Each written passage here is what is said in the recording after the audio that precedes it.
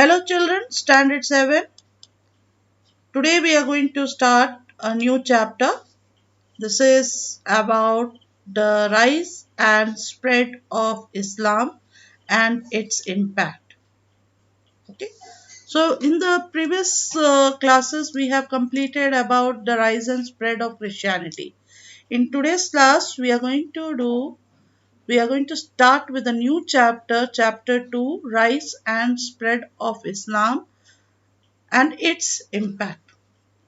Now, before we begin with the Islam, you have to know what is this Islam. Okay, Islam is the religion, right? Islam is the religion of the Muslim people. Means the Muslims they follow the Islam as their religion, and it has followers all over the world. The name Islam was chosen by Prophet Muhammad. So, who has chosen this name Islam? This name Islam was chosen by Prophet Muhammad, who was the founder of this religion. He gave this name on the basis of Arabic word which means submission. Okay, so what is the meaning of Islam? Meaning of Islam in Arabic it is known as submission.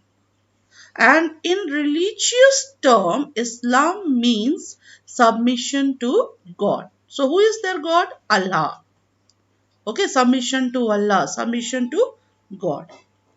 Next, Islam is similar to Christianity in many ways. Like Christians and even Jews, Muslims believe in the existence of only one God. They share stories. There's a lot of similarities we can see in Christianity as well as in Islam. Some stories they share means the same stories you will find in Christianity also, you will find in Islam also. Okay, so they share stories and tradition that are told in Old Testament, the religious book of the Jews. What is this Old Testament? The religious book of the Jews. And the rise of Islam as a religion and its spread constitute a significant part of history of the medieval period or the medieval world. The popularity of the religion resulting from successful military campaign as well as from its relevance to the lives of very different kind of people makes a subject of much interest. The next which you have to remember is pre-Islamic time, means when Islam was not there, when there was no, before the rise of Islam, if we say. What type of life the Arabian people were living, whom they believed. These are the things which you are going to study under pre-Islamic times. So Arabs, before the rise of Islam, they were divided into tribes, and these tribes were called Kabilas. We had so many tribes in Arab before the rise of Islam, and each tribe was having a head or a chief. These tribes emphasized on family cooperation to strengthen the clan system. And many Arab tribes were nomadic. Means what type of life they were living? They were living a nomadic life, moving from place to place in search of food and fodder for their camels. Some settled in cities and practiced trade or agriculture. So, since these nomadic tribes did not follow any single authority, there were frequent fight over the resources between tribe clans. Means frequently these tribes they used to fight. And you see each tribe had its own god or goddesses who was worshipped as an idol in a shrine. And once in a year, the warring tribes of Arabia would put aside their differences and meet in the city of Makkah. Today, the city of Makkah is a holy place of the uh, Muslims. So they used to meet. This is all before the rise of Islam. So what is there in Makkah? Why they used to leave all the differences one side and then meet once in a year in a city of Makkah? There was a cube-like structure called Kaaba, which housed idol from all the tribes of Arabia. And Kaaba was a center of Arabian religious life, right? So here, what was Kaaba?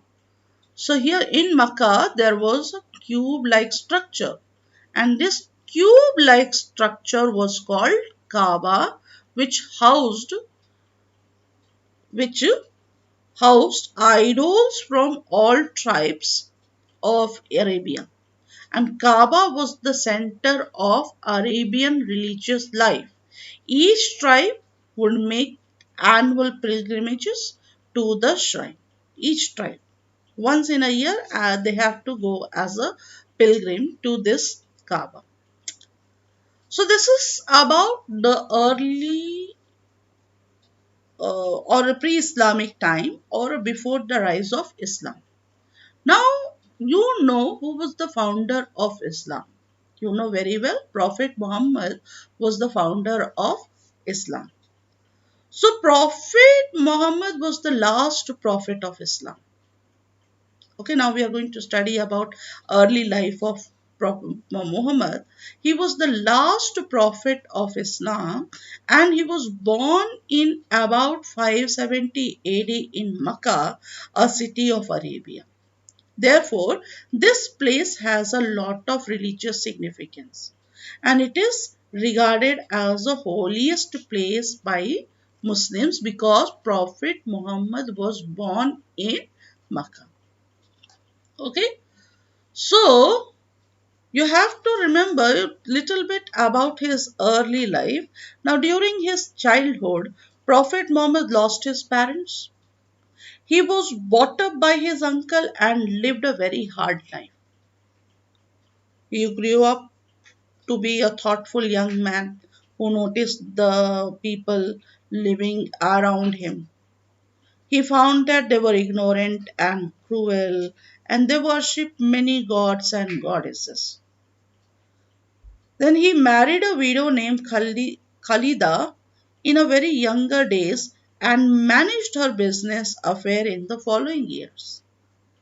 Then he went on long trading journey during the course of his work and came in contact with a variety of people and customs.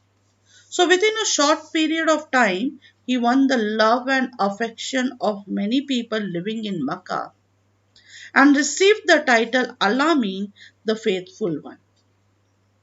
Then what happened? It was at the age of 40 that Muhammad went into a deep trance while he sat meditating in a solitary cave and realized that there was only one God and this God is Allah.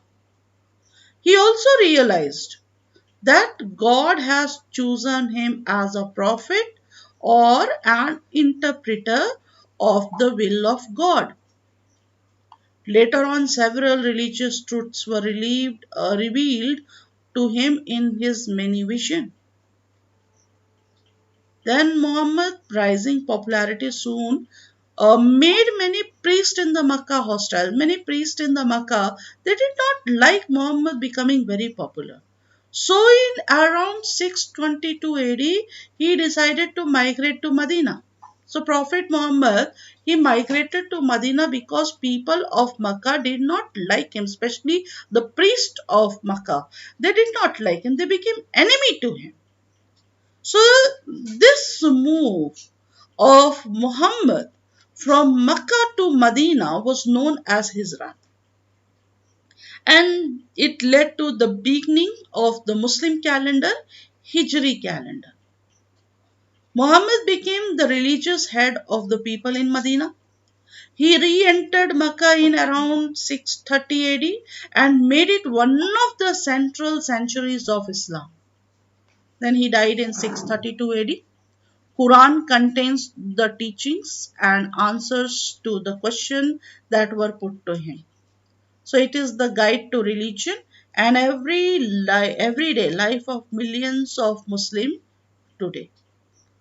So this is about the early life of Prophet Muhammad you studied. So in today's class, I explained to you about Islam, from where this word has come, what is the meaning of this word. Then I explained to you pre-Islamic time means before the rise of Islam, what type of life the Arabians were living. Then I explained to you about early life of Prophet Muhammad. Okay, so the and then the movement from Makkah to Medina, this movement was known as Hijrat. And from here only we have the Hijri calendar. So please learn these topics. Thank you.